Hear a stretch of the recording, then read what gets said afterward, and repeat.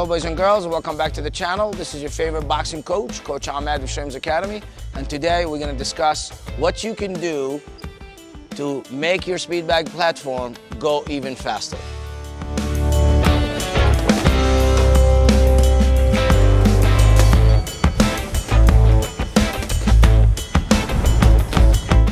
All right, so I get asked all the time, how can I increase the speed of my speed bag? Now, assuming that you actually developed enough strength in your shoulders and speed in your hands that you reach the advanced level of speed bag skills, and now you're suffering with a slow speed bag and you want to go to the next level. So there are three fundamental methods to increase the speed of your speed bag, right? The first one is vibrations, eliminating vibration. Every time you hit the speed bag, the energy is going to be transferred to the speed bag platform, and that's going to cause this piece of wood here to vibrate. Those vibrations are going to come back into the speed bag, and they're going to make the speed bag slower because they're going to eliminate the speed of it. Now, to counter the effect of vibrations, there's three things that you could do, right? The first one is where to mount the speed bag. The best wall to mount a speed bag to is a concrete wall. That's going to eliminate the most amount of vibrations caused by the energy going into the wall and coming back to the speed bag, right? Concrete, very stable, very sturdy. If you're mounting your speed bag to wooden studs, so you're going to have plenty of vibration coming back into the platform.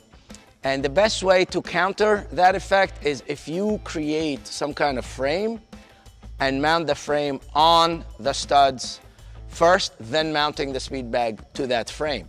And the best frame is going to be the one that connects 3 or 4 studs, right? You don't want to just have 2 studs. We know between every 2 wooden frames there's like 6 or 12 inches space. The less space between the studs, the better it's going to be for you, because you can hit 4 studs in a short span or short distance, right? So 3 to 4 studs, mount 2x4s on them. That's creating a frame, and then mount this to the frame and into the studs. That will help as well eliminate the vibration coming from the wall. If you have one of those speed bag platforms that comes with a stand, like a boxing bag, and a speed bag on a metal frame, or standalone stands, you're going to have probably the most amount of vibration, and the only thing that's going to help you eliminate that vibration is going to be the next part of how to eliminate the vibration. You could add a sand-filled bag on top of your platform, right? So these bags, as you can see, all my speed bags have them. They contain 30 to 50 pounds of sand, and they are placed on the forward part of the platform. That helps reduce a lot of vibration caused by the energy of the speed bag, right? But remember, depending on how sturdy your platform is, you don't want to put sand bags on top of it and then it comes crashing down on you. That's gonna be ugly, and I don't want to be responsible for that. So make sure your platform can actually handle that amount of weight. The third part of eliminating vibration is the platform itself. Most speed bags come with an inch and a half, maybe 2 inches of this wooden Formica piece of wood. As you can see, I built custom pieces of wood in here. That's about 3 inches that I added to this original piece. That makes 4 inches of wood. Very heavy. They reach like 30 pounds as well in weight. So there's about 70 pounds in here together mounted to this speed bag platform, right? That added weight and thickness is going to dissipate a lot of the energy away from the speed bag. So now you're getting more vibration elimination, right? So these are the 3 parts of the first fundamental part, which is vibration. The second part, probably the most important one of them all, is the speed bag swivel. And obviously there's a big debate out there about which swivel is the best. Really, they all kind of work the same way. There's a couple of bad ones on the market for sure, but the basic mainstream speed bag will do the trick. Now this is the traditional old style speed bag swivel, which measures probably 3.5 inches, if I'm not mistaken, from the plate down to the bottom of the U piece, right? This one is about 3/4 of 1 inch shorter. Shorter speed bag, by laws of physics, is gonna, shorter swivel, I'm sorry, by laws of physics, is gonna cause the speed bag to travel faster. That's just what it is, right? So this is a good swivel right here, but it's rather slow. And this one, and people ask me which swivel is this? This is made by Tidal. It's the lightning fast swivel. It's square, it's not very, sharp view.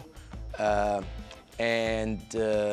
think it runs about, I want to say between $20 and $40, maybe $50 now because of all the COVID-related shortages. But there are other companies that make similar U shape, only smaller than this. So what you want to do is probably, when you want to order, make sure you get the dimensions of the swivel, and you want something shorter than 3 inches from the plate down to the bottom of the attachment, right?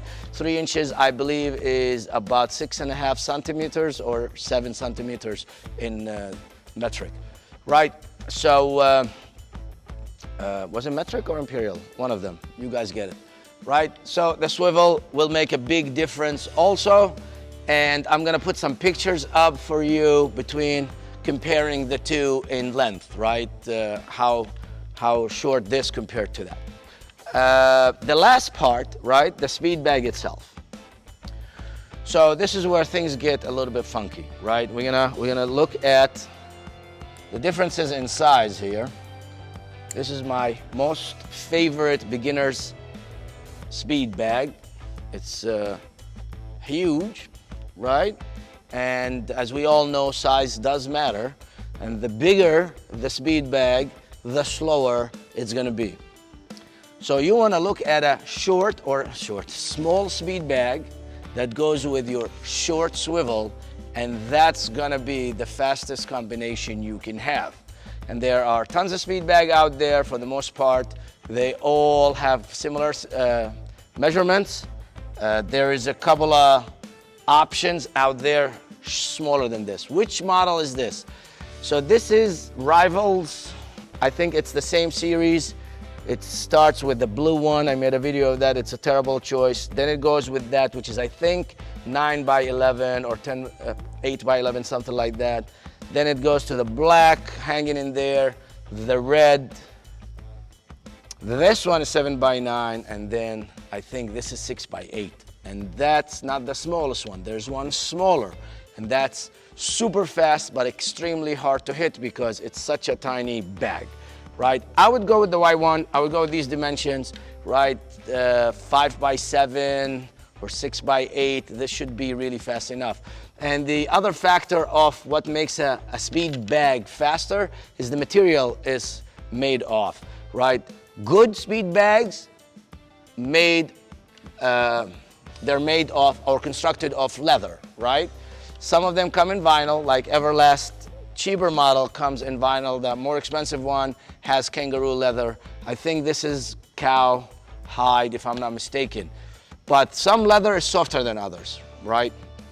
And you're not really gonna know unless you actually have them. And if this is something you really enjoy, you shouldn't just have one speed bag at home. You should have multiple speed bags, 2, 3, 4 speed bags. I know it gets a little expensive, but if this is what you like to do and you wanna go faster, so you wanna experiment, right? So, and this is basically it, really, when it comes to building your speed bag platform. If you can solve these 3 fundamental issues, you will have a very fast speed bag, and it's gonna be up to you to keep up with that speed bag. If you have any questions, you guys, or comments, please leave them in the comment section below. I'm gonna leave some links for you in the description to other speed bag videos that I made in the past. Also, if you like the content and you want more, don't forget to subscribe and like the video, and request some other videos related to speed bag or boxing. Remember, my speed bag instructions is for boxing and mixed martial art training, and it's not for